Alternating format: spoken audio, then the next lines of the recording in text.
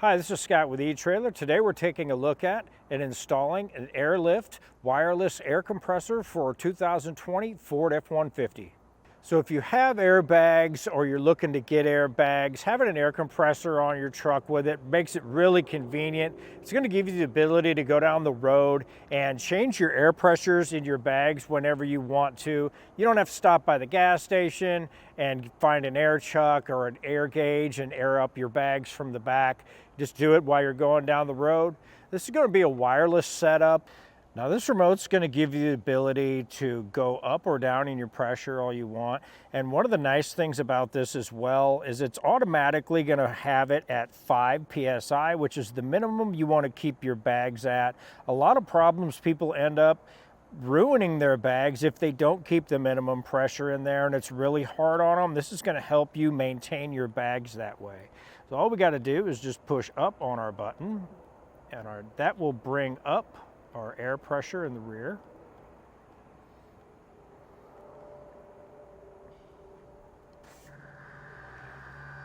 And you can hear our compressor working now, and you can see each side individually coming up till it gets to our desired pressure. And once it gets there, it'll stop on its own.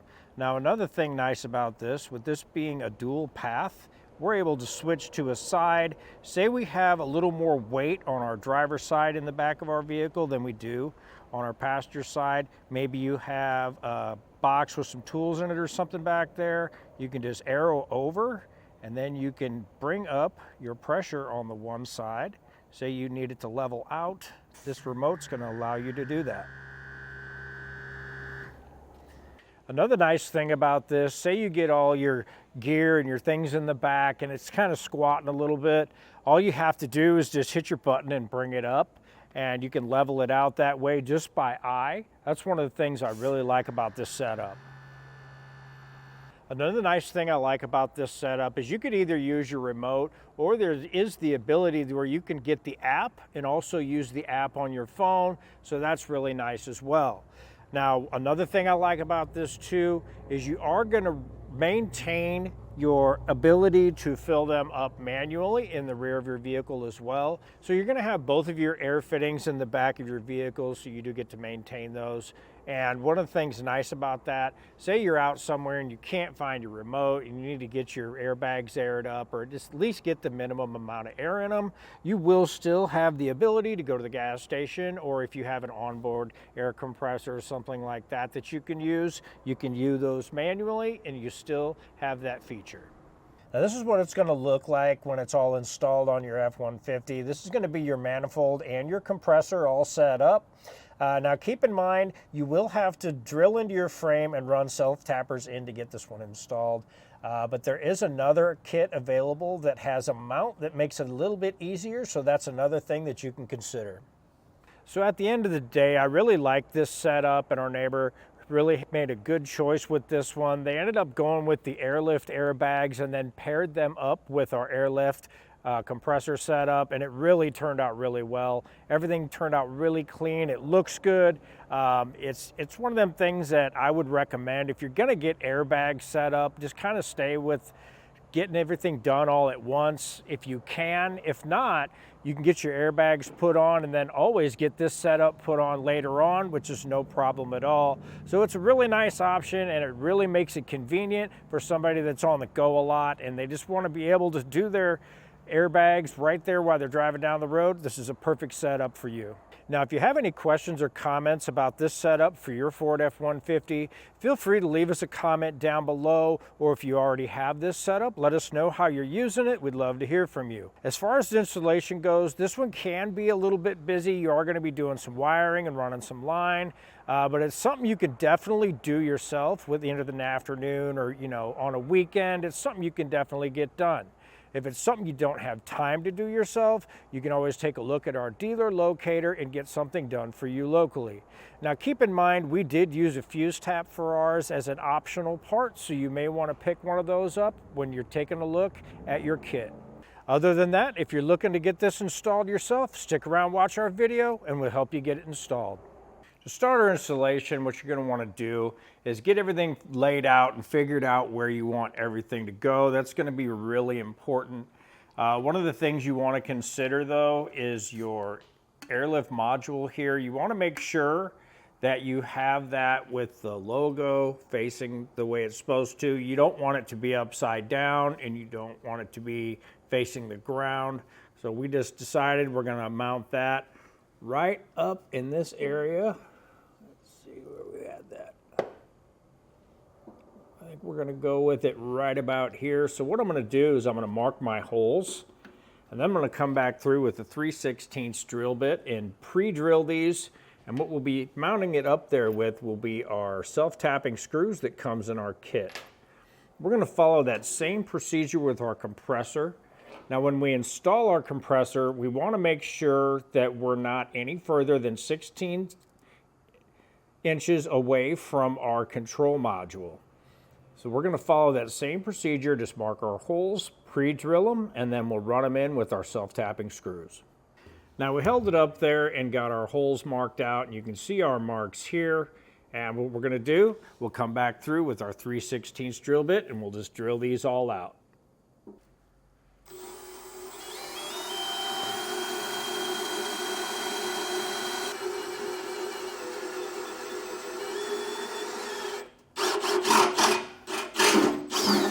Now we'll come back through with our self-tapping screws and run them into our pilot holes. Now keep in mind, once you get this down close to the base, you don't want to really get crazy if you're using a power tool to run that down. So after I get them down kind of close, I'm going to make sure to just come back through with a ratchet and just snug them down.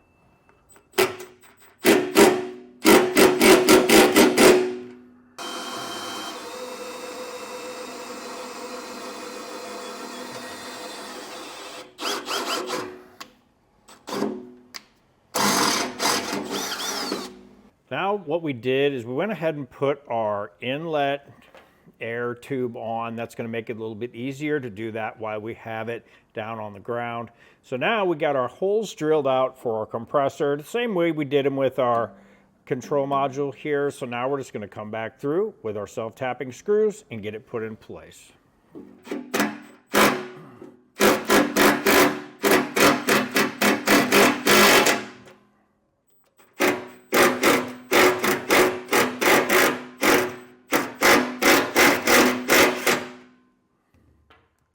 Now we have it mounted up and we have our hose that comes out of it and it's got a fitting on the end of it. And what we need to do with this is we need to get this connected over here to our manifold. So what I'm going to do is in our kit we're going to have this roll of tube, and what we're going to need is just take a little bit off of this and we're going to use this to connect this between our hose fitting and our manifold there. So what I'm going to do, just snip off a little bit, make sure both of our ends look good. And if you get an end that looks a little bad, just take your hose cutters, and you may want to pick a pair of these up. These work really nice for doing this because you will be cutting a lot of line. We do have them available here at etrailer. Now what I'll do is I'll just take my line and push that into the end, and you'll feel that come into a stop. That'll, you know, you have it connected correctly. Now I'll take my other end and I'm going to run that right into. Now same thing, we just want to make sure we get that pushed all the way in. Now with this line, I'm going to end up coming back through and then just tying this off to the frame so we don't have this under here banging around on our frame. Now we have our harness. I kind of drooped it up over the frame. And I'm going to hold up before I plug it into my unit here because of the fact that I have to get two lines hooked up in behind that. So I'm just going to wait to hook that up. But I have two other bare wires that come out of my harness. So what I'm going to do with those is I just want to get the ends of these stripped off. And over here we're going to have two more wires that come out of our compressor. We're going to have a red and a black. Our red is going to be power. Our black is going to be ground. So our reddish colored wire coming off of our harness that's going to run up to the front. Just strip that off, and I'm going to use a heat shrink butt connector that crimped in place.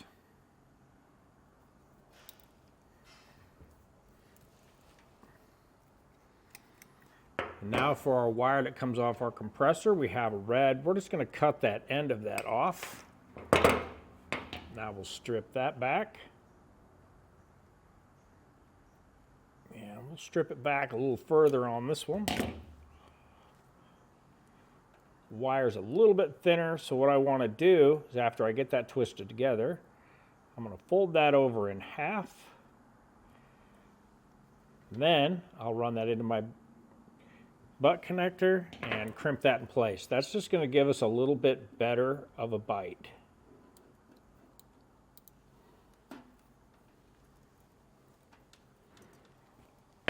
Now I'll follow that same procedure with my black wire coming out of my harness to the black wire on my compressor.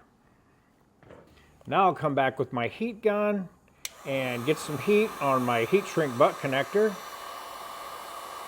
What that's going to do, it's going to seal up around our wire and give us a really good waterproof connection.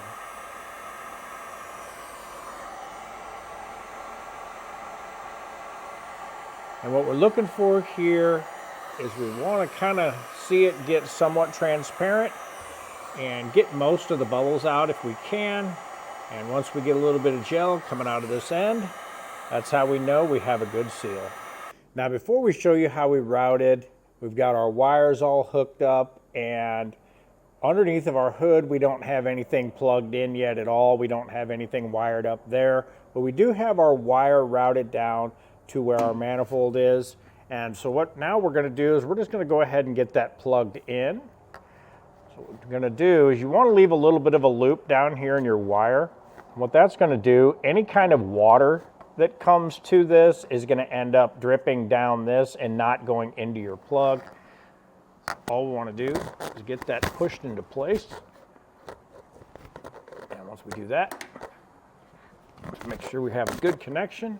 So now once you get this little tab pushed forward, that's going to lock your connection into place.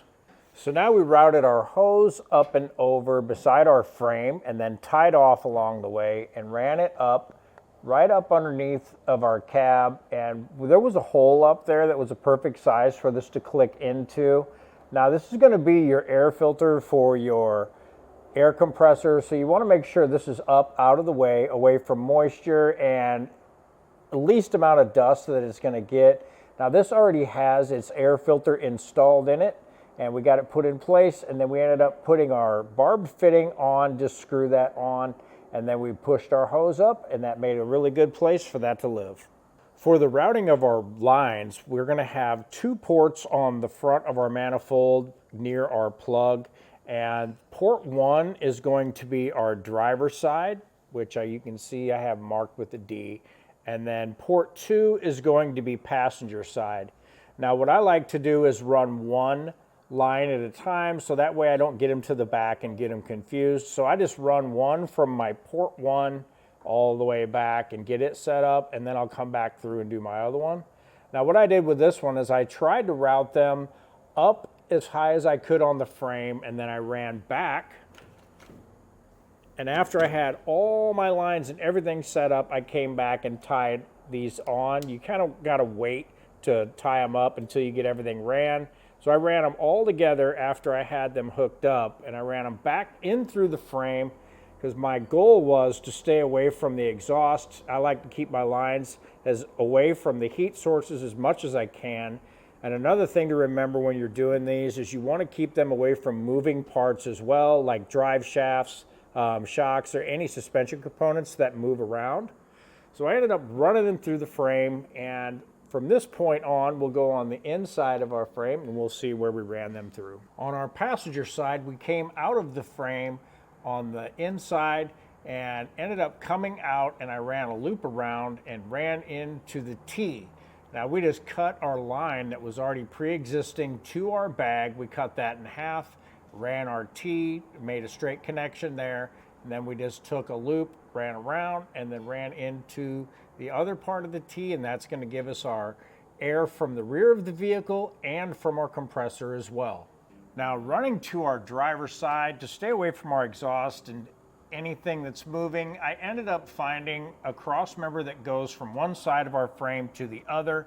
I ended up running my line in across and through the frame cross member all the way over to our driver's side and came out the other side of our cross member and then ended up going above the frame over to the top of the gas tank. Now we can see where we came above our gas tank and we have our line running into our T. And the same thing I did on our other side, I just cut my pre-existing line in half and then inserted my T-fitting. And now we have a connection on both sides. And what that's going to do for us, it's going to give us independent control over both of our airbags.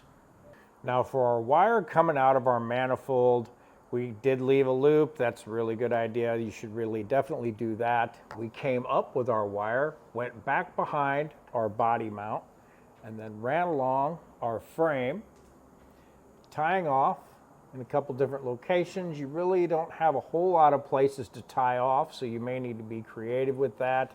We did use some wire ties through the frame just to get it good and secured. Came up over our body mount again, right behind that. And then we ended up coming and tying off right here to our top of our frame. And with that, that's going to keep our wire from wanting to go over towards the exhaust. And then we ended up going straight up with our wire up behind our inner fender well. And then we brought it up towards the firewall all the way up towards our battery. Now we have our wires underneath of our hood, and we're going to have our pink wire. This wire is going to end up going to an ignition switched power supply. So every time our ignition switch is turned on, it will activate this. So this is going to end up having what we call a fuse tap on it, and that's going to have the ability to have two different fuses. One will be for our unit underneath, and then one will be for the fuse to the accessory that we're plugging into. So it'll basically be for two different fuses. So with that, I took off the connector that came with it and I have put on a heat shrink butt connector. I always like to just go ahead and use those. They're a good insurance policy for that way you don't have any corrosion build up in the future. So we're going to do just like we did before. We're just going to get that crimped on to our fuse block. And I'll come back through and I'll heat that up with my heat gun and that'll shrink that in place. And now we'll have our red wire. And what we need to do with this one is we need to get a heat shrink butt connector put on the end of that. And we'll get that crimped in place. Now we'll have our fuse holder that comes in the kit. And what we want to do is just go ahead and get that cut in half. And we'll strip off our ends.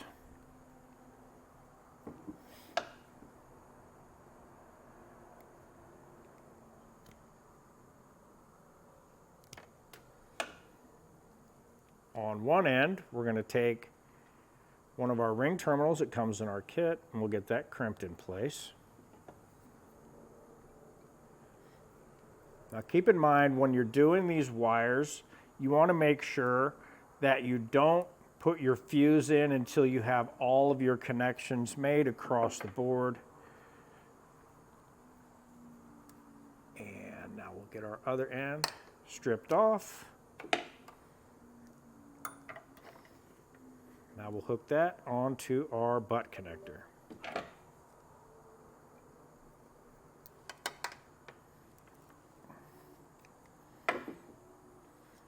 Now for our black wire, we're just going to take our other ring terminal that comes in our kit and we'll get that crimped onto the end as well.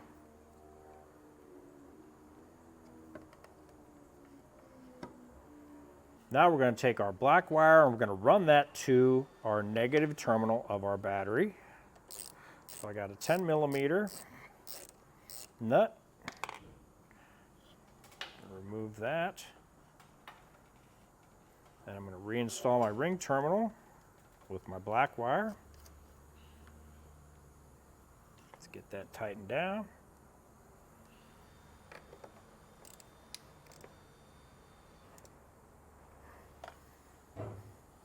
With that done, we have our positive terminal, and we're going to mount it to this location right here. This one will be an 11 millimeter.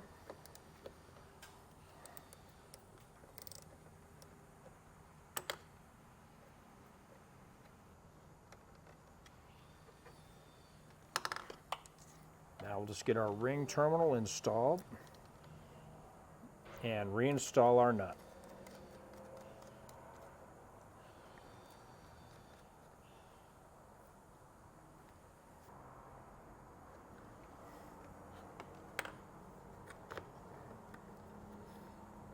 So we went ahead and got our fuse tap put in place. Now on ours, it's fuse 13. It may not work in your application, but it did for ours. I just went through and tested my different fuses, and I also referred to my Ford owner's manual to see what fuses were what, and just went through and tested which ones. All I did there was just checked it to see if it had constant power, and then if it didn't, then I'd go back through and turn on my ignition and then come back here and check it. And then if my test light lit up, then I would know that I had a ignition switched source. So we have our 10 amp fuse that came out of our accessory location, and then another one that I had to put in. Now this will not come in your kit, and this is pretty much what they state in the instruction manual as an optional add-on. If you don't use this, your module will essentially go to sleep on its own, but this is basically just a backup setup to where this will be set up so that way it won't kick on in the event, or say overnight some kind of leak happens in your system. This is just going to have that set up where it doesn't kick on overnight and constantly run your pump. Now before we put our fuse in, we want to make sure we have our remote with us and ready to go, and the battery all set up and opened up and ready, because when you pop in your fuse, you don't have a whole lot of time before you need to get your battery put in here, because it's going to go into pairing mode.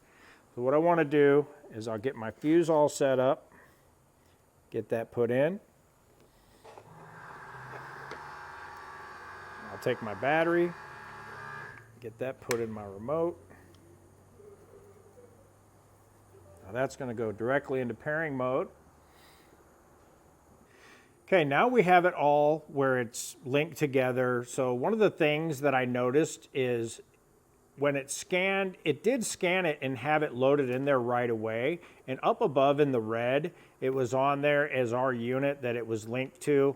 So one thing I did recognize is it kept saying scanning down below. So all we did is just ended up pushing the center button, and then it basically completed whatever it had to do, and now we have it all set up. So our remote brought it up to 5 psi automatically as soon as we kicked it on. So now all you have to do is just push up, and that'll bring it up to what you want.